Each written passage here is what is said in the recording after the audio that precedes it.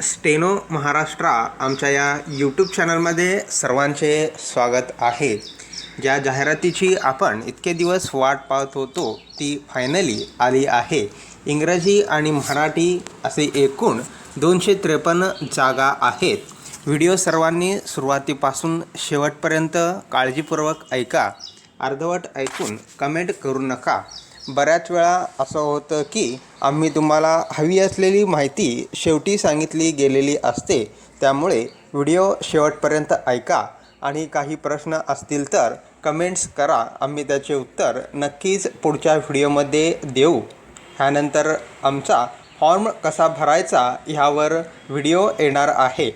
तसेच जे आमच्या चॅनलवर नवीन असतील त्यांनी आमच्या चॅनलला सबस्क्राईब करून घ्या. उच्च श्रेणी लघुलेखक मराठी म्हणजेच हायर ग्रेड मराठीसाठी एकूण 32 जागा आहेत. निम्नश्रेणी मराठीसाठी एकूण 55 जागा आहेत आणि लघुटंकलेखक या पदासाठी एकूण 52 पदे आहेत. तुमच्याकडे ह्या सर्वांच्या PDF उपलब्ध आहेतच. कोणत्या कास्टला किती जागा आहेत हे तुम्ही PDF पाहून घ्या. मराठी हायर, लोअर आणि स्टेनोटायपिस्ट असे मिळून एकूण 139 जागा आहेत. जर तुमच्याकडे 80, 100, 120 हे तीनही सर्टिफिकेट असेल तर तुम्ही तीनही पोस्टला अर्ज करू शकता. जर फक्त 80चे सर्टिफिकेट असेल तर स्टेनोटायपिस्टसाठी अर्ज करू शकता. दुसऱ्या पदांना अर्ज करू शकत नाही. आता आपण इंग्रजीचं पाहू. हायर ग्रेड इंग्लिशसाठी 30, लोअर ग्रेड इंग्लिशसाठी 45 आणि स्टेनोटायपिस्टसाठी 39 असे एकूण इंग्रजीला 114 जागा आहेत. मराठीसाठी जसं सांगितलं तसंच इंग्लिशसाठी सेम आहे. जर तुमच्याकडे मराठी 80, 100, 120 तसेच इंग्लिश 80, 100, 120चे सर्टिफिकेट असेल तर 6 पोस्टसाठी तुम्हाला अर्ज करता येतो. ज्या प्रकारे तुमच्याकडे सर्टिफिकेट आहेत त्याप्रमाणे मराठी 80, 100, 120साठी एकच चाळणी परीक्षा असते आणि इंग्लिश 80, 100साठी एकच चाळणी परीक्षेचा पेपर होतो.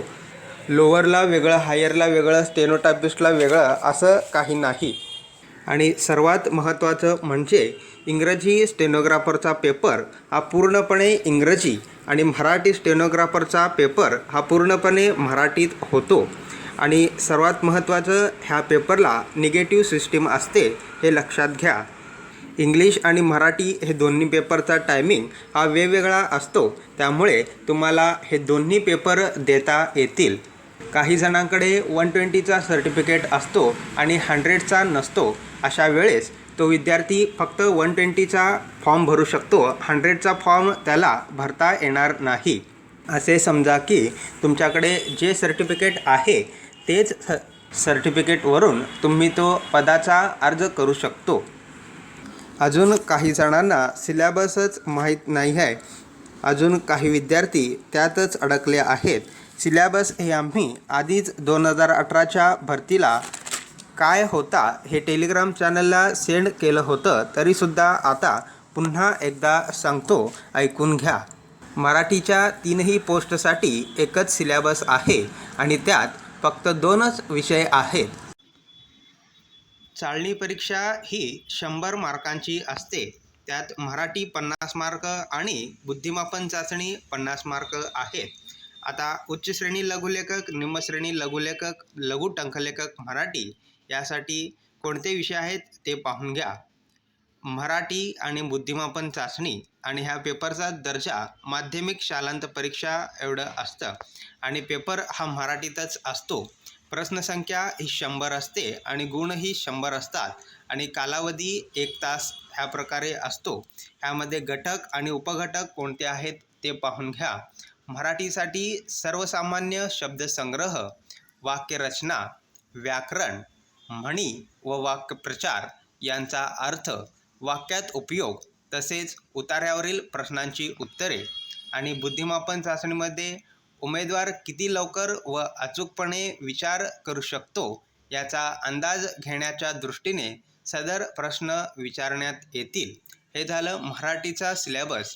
आता इंग्लिश उच्च श्रेणी लघुलेखक, निम्न श्रेणी लघुलेखक, लघुटंकलेखकसाठी हाच सेम पॅटर्न आहे आणि माध्यम फक्त इंग्लिशचा पेपर हा पूर्णपणे इंग्लिशचा असेल आणि त्याला घटक आणि उपघटक पाहून घ्या. इंग्रजीसाठी common vocabulary, sentence structure, grammar, use of idioms and phrases and their meaning and comparison of passage. आणि बुद्धिमापन चाचणी, उमेदवार किती लवकर व अचूकपणे विचार करू शकतो याचा अंदाज घेण्याच्या दृष्टीने सदर प्रश्न विचारण्यात येतील. तुम्ही चाळणी परीक्षा पास झाल्यानंतर काय असते ते पहा. लघुलेखक टंकलेखक चाचणीच्या 75 गुणांपैकी किमान 31 गुण मिळवणे आवश्यक राहील. 31पेक्षा कमी गुण प्राप्त करणाऱ्या उमेदवाराची मुलाखत घेण्यात येणार नाही. लघुलेखक, टंकलेखक व मुलाखत यांच्या एकूण 100 गुणांपैकी किमान 41% गुण मिळवणे आवश्यक राहील. अंतिम निवडीकरिता चाळणी परीक्षेचे गुण विचारात घेतले जाणार नाहीत. हा झाला सिलेबस. आता आपण जाहिरातीमध्ये आलेल्या महत्त्वाचे काय काय आहे तेच बघणार आहोत. आता इथे आपण इंग्लिश स्टेनोटायपिस्टची जाहिरात घेतलेली आहे.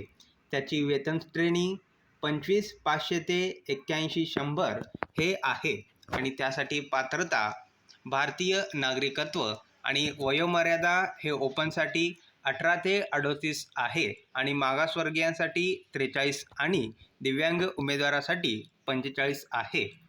जे उमेदवार अगोदरच महाराष्ट्र शासनाच्या सेवेत आहेत आणि ज्यांची नियुक्ती यथोचितरित्या नियमित झालेली आहे अशा उमेदवारांच्या बाबतीत उच्च वयोमर्यादा 5 वर्षापर्यंत शिथिलक्षम राहील.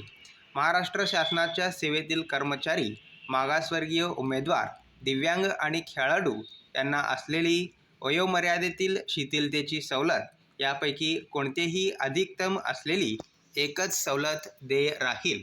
तर शैक्षणिक पात्रता काय आहे ते बघून घ्या. माध्यमिक शाळा प्रमाणपत्र परीक्षा उत्तीर्ण, तसेच इंग्रजी लघुलेखनाची गती 80 शब्द प्रति मिनिट व इंग्रजी लघुलेखनाची गती 40 शब्द प्रति मिनिट इतक्या गतीचे शासकीय वाणिज्य प्रमाणपत्र आवश्यक आहे.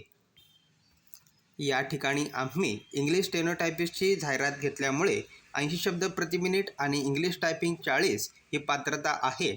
ज्या त्या पोस्टसाठी वेगळी स्पीड आहे. ते तुम्ही टेलिग्रामवर सर्व पदांची PDF दिली आहे, त्यात पाहून घ्या. आता निवड प्रक्रिया कशी होणार आहे ते पाहू. प्रस्तुत जाहिरातीमध्ये नमूद केलेली शैक्षणिक अर्हता, अनुभव इत्यादी अर्हता किमान असून किमान अर्हता धारण केली म्हणून उमेदवार मुलाखतीस बोलवण्यास पात्र असणार नाही.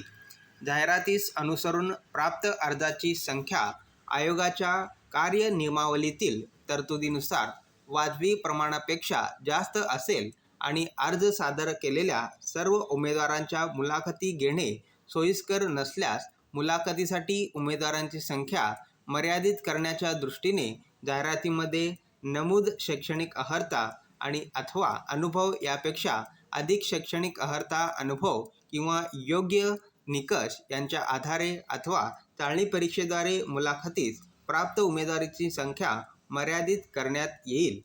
चाळणी परीक्षा घेण्याचे निश्चित झाल्यास अर्हता अथवा अनुभव शिथिल केला जाणार नाही.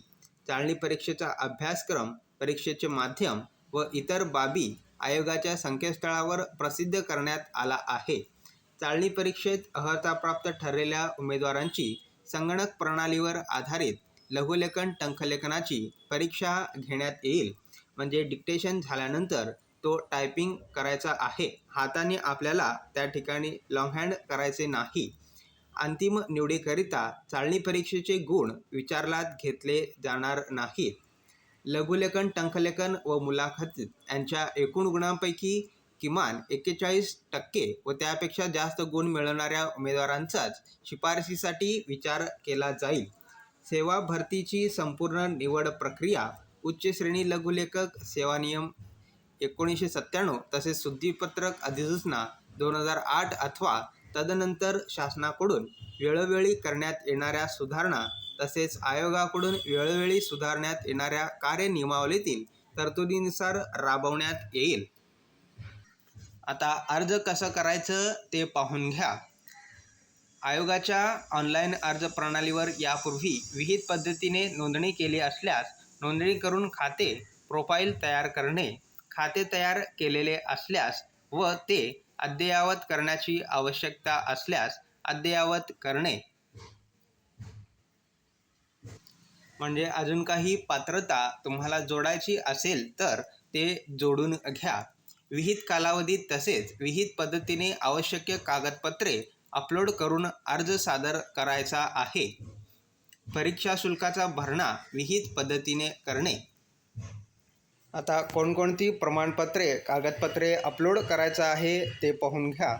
प्रोफाईलद्वारे केलेल्या विविध दाव्यांच्या अनुषंगाने उमेदवाराची पात्रता अजमावल्यानंतर उमेदवार जाहिरातीनुसार प्राप्त ठरत असल्यास अर्ज सादर करताना खालील कागदपत्रे प्रमाणपत्रे लागू असलेली अपलोड करावी लागतील. अर्जातील नावाचा पुरावा, वयाचा पुरावा आणि त्यासाठी PDF फॉर्मॅटमध्ये अपलोड करायचा आहे आणि किमान फाईल साईज 50 KB आणि कमाल फाईल साईज 500 KB असे राहील. वयाचा पुरावा, शैक्षणिक अर्हता इत्यादीचा पुरावा. आता कित्येक जणांचे ऑनलाईन रिझल्ट लागलेले आहेत पण त्यांच्याकडे ओरिजिनल सर्टिफिकेट नाहीत. जर फॉर्म भरताना टायपिंग आणि शॉर्टहँडचे सर्टिफिकेट अपलोड करायचे असल्यास त्यांना फॉर्म भरता येणार नाही. जर फक्त मार्क्स टाकायचे असल्यास त्यांना फॉर्म भरता येईल. आता अपलोड करायचे की फक्त मार्क्स टाकायचे हे 22 तारखेला लिंक ओपन झाल्यानंतर सर्वांना कळूनच जाईल. जर अपलोड करायचे असेल तर ऑनलाईन रिझल्ट हा चालणार नाही. ऑनलाईन रिझल्ट हा फक्त माहितीसाठी प्रसिद्ध केला जातो. त्याचा इतर कोणत्याही कारणासाठी वापर केला जाऊ शकत नाही. तुमच्याकडे जर ऑनलाईन रिझल्ट असेल तर त्याची शेवटची ओळ वाचा. त्या ठिकाणी सर्व सांगितलेले आहे. अर्ज सादर करण्याची कालावधी हे दिनांक 22 एप्रिल 2000 पासून ते 12 मे पर्यंत आहे. मागच्या वेळेला ॲड ही 25 जानेवारीला आली होती आणि 11 मार्चला पेपर झालं होतं. म्हणजेच 1.5-2 महिने परीक्षेसाठी लागू शकतात. त्यामुळे फार वेळ तुम्हाला मिळणार नाही. फक्त 1.5-2 महिनेच आहेत. त्यामुळे जास्तीत जास्त अभ्यास करावा. अजून काय काय डॉक्युमेंट्स अपलोड करायचे आहेत ते या ठिकाणी दिलेले आहे. तुम्ही त्या PDF मध्ये पाहून घ्या. आणि ह्यासाठी ओपन प्रवर्गासाठी 394 रुपये फी आहे. मागासवर्गीय, आर्थिक दुर्बल घटक, अनाथ यांच्यासाठी 294 रुपये ही फी राहील. तसेच ह्याशिवाय इतर अनेक महत्त्वाची माहिती PDF मध्ये दिली गेलेली आहे. ती सर्व काळजीपूर्वक अजून एकदा वाचा आणि त्यानंतरच फॉर्म भरा. कधीकधी आमच्या सांगण्यातसुद्धा चुका होऊ शकतात. आम्ही सांगितलेल्या माहिती व्यतिरिक्त तुमचे काही प्रश्न असतील तर नक्कीच ते प्रश्न कमेंट्समध्ये सांगा. त्याच्या पुढच्या व्हिडिओमध्ये आम्ही तुमच्या प्रश्नांना उत्तर देण्याचा प्रयत्न करू. तसेच ज्यांनी आमचा टेलिग्राम चॅनल जॉईन केला नसेल तर डिस्क्रिप्शनमध्ये चॅनलची लिंक दिलेली आहे. त्यावरून तो चॅनल तुम्ही जॉईन करू शकता. आम्ही त्या ठिकाणी वेगवेगळी माहिती देत असतो. तसेच ज्यांनी आमच्या चॅनलला सबस्क्राईब केलं नसेल तर सबस्क्राईब करा. तसेच बेल आयकॉनला प्रेस करायला विसरू नका. पुढील अपडेट लवकरच आम्ही तुम्हाला देऊ. तोपर्यंत धन्यवाद.